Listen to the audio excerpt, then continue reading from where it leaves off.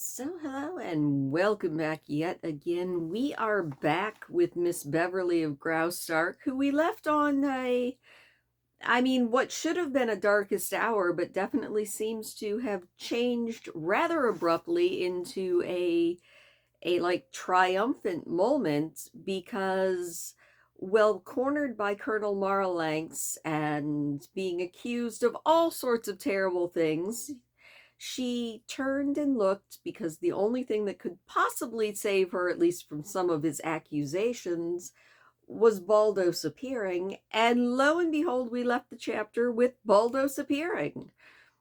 So I don't know why he's back, but I'm sure we'll find out. I mean, he did say that he would see her soon. So obviously, he definitely meant that he would see her very, very soon because here he is. Unless, of course, it's a twin. Oh, that would be funny.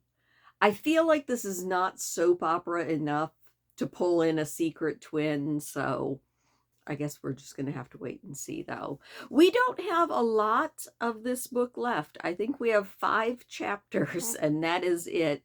And we're going to be finishing this up by Thursday. So that is pretty good because one of the chapters is very, very, very, very short. So it will probably be merged into the one next to it. But I'm thinking we're going to be finishing this up by Thursday. And let me know if you are interested in watching Beverly of Graustark with me, probably this weekend. We'll see. Not Friday. Friday is my live stream that's for The Sims or World of Warcraft or gaming or whatever. But let me know if you're interested in joining me for a Beverly of Graustark movie watching. It's a public domain movie, which means it is perfectly okay to actually watch on a live stream. At least I'm pretty sure it is. I'm going to quadruple check into that because I really don't want any weird things going on with copyright, but it is a public domain movie, so we should be perfectly legit to watch it together. And I think that would be a lot of fun. But before we can do that, we actually have to finish this, which means it is time to jump into, let's see, XXVII would be 27. We're going to jump back into chapter 27 of Beverly of Graustark by George Barr McCutcheon, and chapter 27 is titled The Prince of Dawsbergen. Well, I think it just spoiled the whole chapter.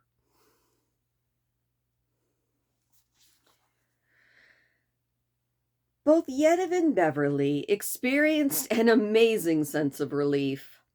They did not stop to consider why or how he had returned to the castle grounds. It was enough that he was actually there, sound, well, and apparently very satisfied. I dare say Count Marlanx will withdraw his infamous charge against our guest, said Grenfall Lorry with a deadly directness. Marlanx was mopping his damp forehead. His eyes were fastened upon the figure of the guard, and there was something like awe in their steely depths. It seemed to him that the supernatural had been enlisted against him. He left the castle last night, he muttered, half to himself. There seems to be no doubt of that, agreed Gaspond, the Grand Treasurer. Colonel Quinnox reports his strange disappearance. Clearly the case was a puzzling one. Men looked at one another in wonder and uneasiness. I think I understand the situation, exclaimed Marlanx, seemingly triumphant. It bears out all that I've said. Baldos left the castle last night, as I have sworn, but not for the purpose of escaping. He went out to carry information to our enemies. Can anyone doubt that he is a spy? Has he not returned to carry out his work? And now, gentlemen, I ask you, would he return unless he felt secure of his protection here? That was a facer. Yetive and Beverly felt as though a steel trap suddenly had closed upon them. Grenfell Lorry and Harry Anguish were undeniably disconcerted, and there was a restless, undecided movement among the ministers. "Colonel Quenix, will you go and fetch Baldos to the veranda at once?" asked Lorry, his quick American perception telling him that immediate action was all that would do. "It's cooler out there," he said to the rest. Lorry gave Beverly a look of inquiry, and she flushed painfully, guiltily, and Lorry was troubled in his conscience. "As a mere subject, I demand the arrest of this man," said Marlanx excitedly. "We must go to the bottom of this hellish plot to injure Graustark." "Oh, my dear Count," said Harry Anguish, standing over him, "up to this time we have been unable to discern any reasons for or signs of the treachery that you preach about. I don't believe we've been betrayed at all." "But I have proof," said the Count. "Well, I'd advise you to produce it. We must have something to work with, you know." "What right have you to give advice? You're not one of us. You're a meddler, an impertinent alien. Your heart is not with Graustark as mine is." Marlanx turned to the rest. "How long must we endure the insolence of these Americans?" The Count seemed to be fuming with anger. As might have been expected, the easygoing Yankees just laughed at his taunt, but the princess was pale with indignation. "Count Marlanx, you will confine your remarks to the man who you have charged with treachery," said the princess. "You have asked for his arrest, and you are to be his accuser. At the proper time, you will produce your proof. I warn you now that if you do not sustain these charges, the displeasure of the crown will fall very heavily upon you." "I only ask, your highness, order his arrest," said Marlanx. "He is of the castle guard, and he can be seized on these grounds." "Baldos is at the castle steps, your highness," said Colonel Quinix. So the entire party left the council chamber, and they passed out to the great stone porch. It must be confessed that the princess leaned rather heavily upon her husband's arm. She and Beverly trembled with anxiety as they stood face to face with the tall guard who had come back to them so mysteriously. Baldos stood at the foot of the stone steps, a guard on either side of him. One of those was the shamefaced Haddon, Dangloss's watchman, whose vigil had been such a failure. The gaze of the suspected guard purposely avoided Beverly Calhoun. Baldos knew that the slightest communication between them would be misunderstood and magnified by all around them. "Baldos," said Lorry from the top step, "it's come to our ears that you left the castle surreptitiously last night. Is it true that you were aided by Miss Calhoun?" Baldos looked thankful for this eminently leading question, and in a flash it gave him the key to the entire situation. Secretly, he was wondering what emotions possessed the slender accomplice who had said goodbye to him not many hours before at the castle gate. He knew that she was amazed, puzzled by his return, and he wondered if she were glad. His quick wits could see that a crisis had arrived. The air was filled with it. The dread of this very moment was the thing that had drawn him into the castle grounds at early dawn. He had watched for his chance to glide in unobserved, and he had snatched a few hours of sleep in the shelter of the shrubbery near the park wall. "It is not true," he said clearly, in answer to the Prince Lorry's question. Both Beverly and Marlanx started as this falsehood fell from Baldos's lips. "Who made such an accusation?" "Count Marlanx is our informant," said Grenfall Lorry. "Then Count Marlanx lies," came from Baldos. A snarl of fury burst from the throat of the deposed general, and his eyes were red and his tongue half palsied with rage. "Dog! Dog!" he shouted, running down the steps. "Infamous dog! I swear by my soul that he—" "Where's your proof, Count Marlanx?" said Lorry. "You've made a serious accusation against our honored guest. It can't be overlooked." Marlanx hesitated for a moment. Then he threw his bombshell at the feet of the conspirators. "I was in the chapel when she opened the secret panel for him." Not a word. For a full minute, not one word was uttered. It was Beverly Calhoun who spoke first, calm as a spring morning. "If all this be true, Count Marlanx, may I ask you why the head of Graustark's army did not intercept this spy when you had the chance?" Marlanx flushed guiltily. The question had caught him unprepared.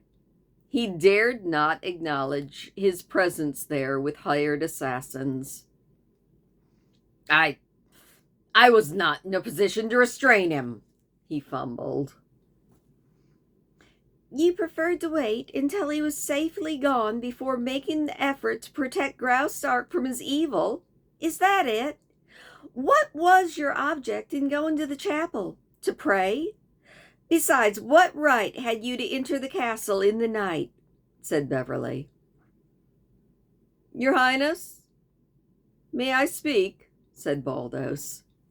He was smiling up at Yetive from the bottom of the steps. She nodded her head a trifle uneasily. "It is quite true that I did leave the castle by means of your secret passage last night." "There!"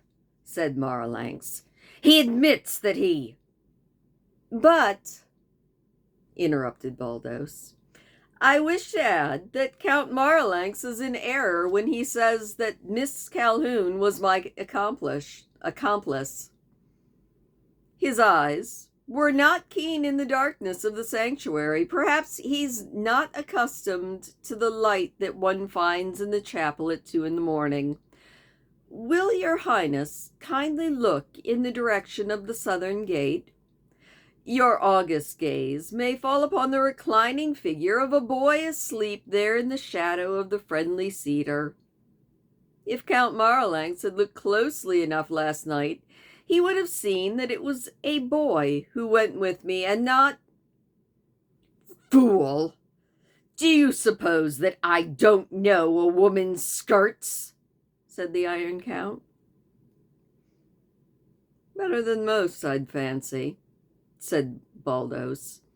"My young friend there was wearing the garments of a woman." Lorry came down the steps and grasped Baldos by the arm.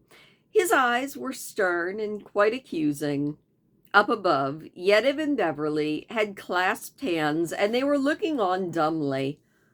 What did Baldos mean? "Then you did go through the passage, and you were accompanied by this boy, a stranger? How comes this, sir?" said Lorry. Every eye were accusing the guard at this point. The men were all descending the steps as if to surround him. "It's not the first time I've gone through the passage, sir," said Baldos, amused by the looks of consternation. "I'd advise you to close it. Its secret is known to more than one person. It is known, by the way, to Prince Gabriel of Dawsbergen.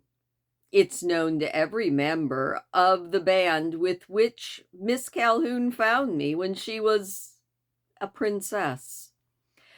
Count Marlanx is quite right when he says that I have gone in and out of the castle grounds from time to time.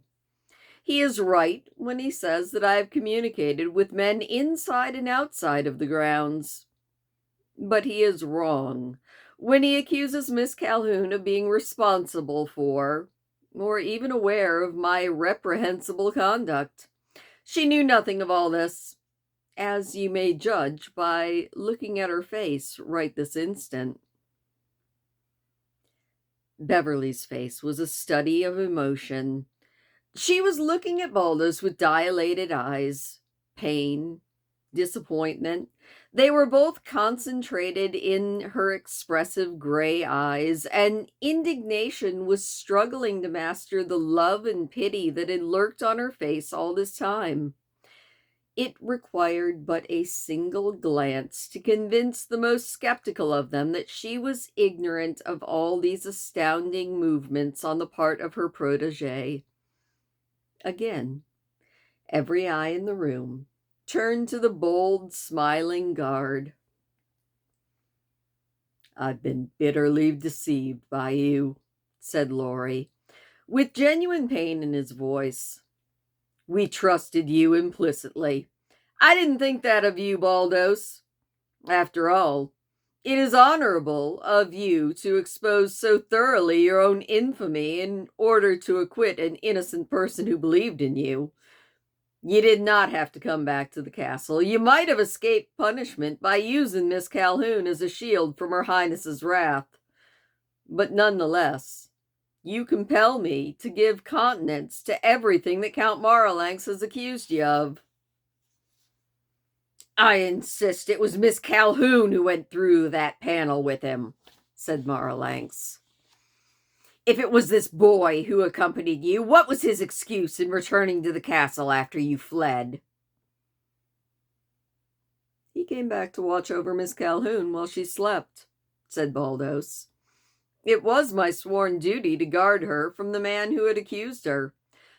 The boy is a member of the band to which I belong, and he watched while I went forth on a pretty business of my own. It would be useless to ask what that business was, though. I won't tell you, nor will the boy. You can kill us, but our secrets will die with us. This much I will say. We have done nothing disloyal to Graustark. You can believe me, or not. It has been necessary for me to communicate with my friends, and I found the means soon after my arrival here. All the foxes that lived in the hills, they don't all have 4 legs, you know." "Well, aren't you just a marvel?"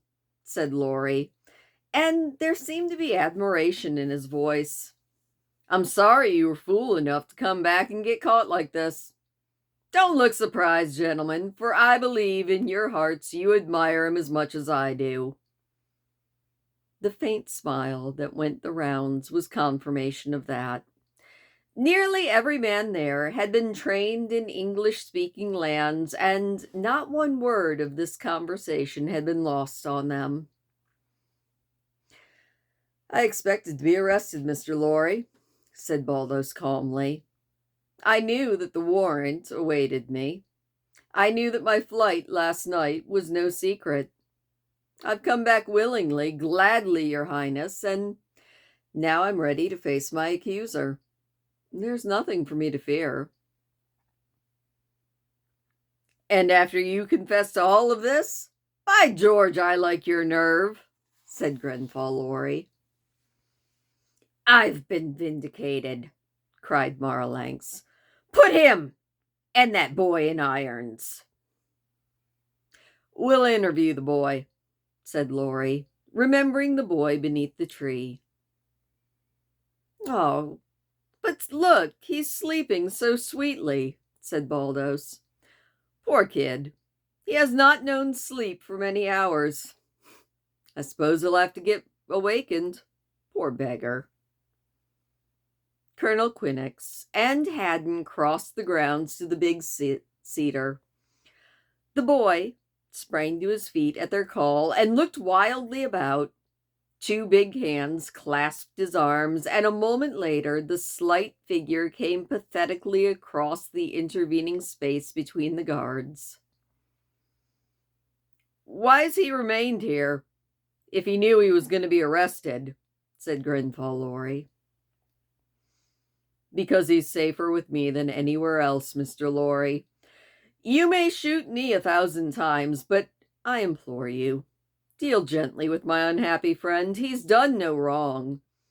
The clothes that you see upon that trembling figure are torturing the poor heart more than you can know. The burning flush upon his cheek is the red of modesty. Your Highness, gentlemen, I ask you to have pity on this gentle friend of mine." Baldos threw his arm around the shoulder of the slight figure as it leaned against him. "Count Marlanx was right. It was a woman that he saw with me in the chapel last night." The sensation created by this simple statement was staggering. The flushed face was unmistakably that of a young girl, a tender, modest thing that shrank before the eyes of her grim audience. Womanly instinct impelled Yetive to shield this timid masquerader. Her strange association with Baldos was not of enough consequence in the princess's heart or eye to check the impulse of gentleness that came over her. That the girl was guiltless of any wrongdoing was absolutely plain to be seen. Her eyes, her face, her trembling figure was proof enough. All the looks of the men were softened when the arm of the princess went around the strange girl and drew her close. "Bah! Some wanton or other," said Marlanx. "Pretty one, though. Baldos has always had good taste." Baldos turned and glared at Marlanx like a tiger. "Before God, you will unsay those words," said Baldos. Yetive could feel the slim body of the girl quiver and then tense. The eyes of Baldos were now fixed upon the white, drawn-in face of Beverly Calhoun, who was standing quite alone at the top of the steps. She began to sway dizzily, and he could tell she was about to fall. Springing away from his guards, he dashed up the steps to her side, and his arm caught her as she swayed, and its touch restored her strength, the strength of resentment and defiance. "Don't you dare," she whispered hoarsely. "Have courage," he told her. "It'll all be well. There's no danger." "So this is the woman?" said Beverly. "Yes," said Baldos. "Only you are dearer to me than she is." "I don't believe a word you say." "Oh, but you will, Beverly," said Baldos. "I love you. That is why I came back. I couldn't leave you to meet this alone. Was I not right? Let them put me into irons. Let them kill me. Let them—" "Come on," said Colonel Quinnox, reaching Baldos's side. "The girl will be cared for. You're a prisoner." "Wait," said Beverly, a light suddenly dawning on her. "Please wait, Colonel Quinnox." He hesitated, his broad shoulders between her and the crowd below. Beverly saw with a grateful heart that Yetive and Lorry were holding the steps as if against a foe. Is she your wife?" "Oh, good heavens, no," said Baldos. "Is she your sweetheart?" "She is the sister of the man who I serve so poorly," he whispered to her. Quinnox allowed them to walk for a few paces down the flagstones, away from the curious gaze of the people below. "Oh, Baldos!" cried Beverly, her heart suddenly melting. "Is that Prince Dantan's sister?" Her hand clasped his, and he nodded. "Oh, now I do love you." "Well, thank God," he whispered to her. "I knew it, but I was afraid you would never say the words. I'm so happy. I'm wild with joy." But they might shoot you. You condemned yourself. Oh, I cannot talk to you as I would want to out here in front of all these people. Don't move, Colonel Quinnox. They can't see through you. Please stand still." "They won't shoot me, Beverly dear. I am not a spy." Baldos looked down into the eyes of the slender, boyish figure who was standing beside the princess. "It is better that I should die, though," he said bitterly. "Life will not be worth living without you. You would not give yourself to the lowly, humble hunter, so "Oh, I will marry you, Paul Baldos. I love you. Can't anything be done to—" "Oh, it's all bound to come out right in the end, then," said Baldos, throwing up his head to drink in the new joy of life.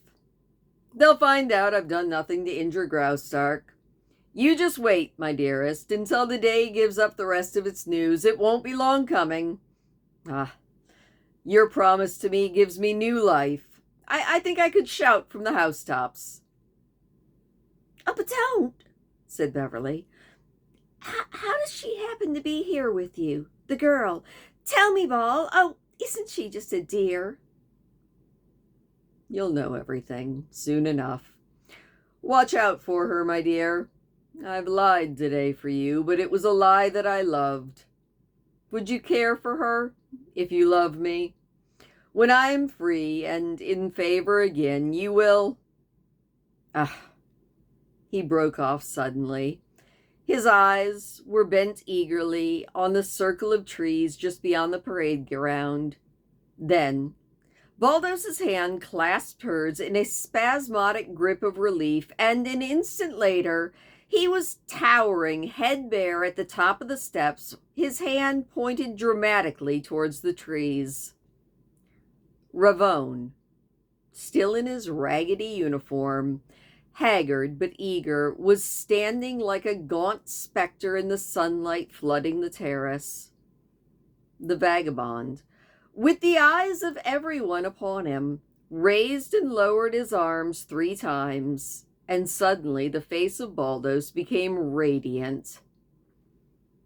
"Your Highness," cried Baldos, waving his hand at the stranger, "it is my honor to announce the Prince of Dawsbergen."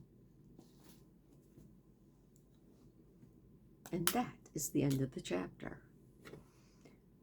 So I really thought that Baldos was going to be Prince Dantan, unless he's announcing that he is. I'm confused. This has a lot of twists and turns and more twists and more turns. So Prince Dantan is who everybody thought he was, but there was also Prince Frederick and Prince Cristobal. He could still be one of those two, or he could be Dantan. Well, you know what? I guess we're just gonna have to wait and see. It definitely seems like Maralanx is up the creek, and suddenly there's a girl, a princess of some sort. I don't know. I'm sure it'll all be made clear soon enough, though. So thank you, as always, for listening. I hope that you enjoyed that chapter. It was,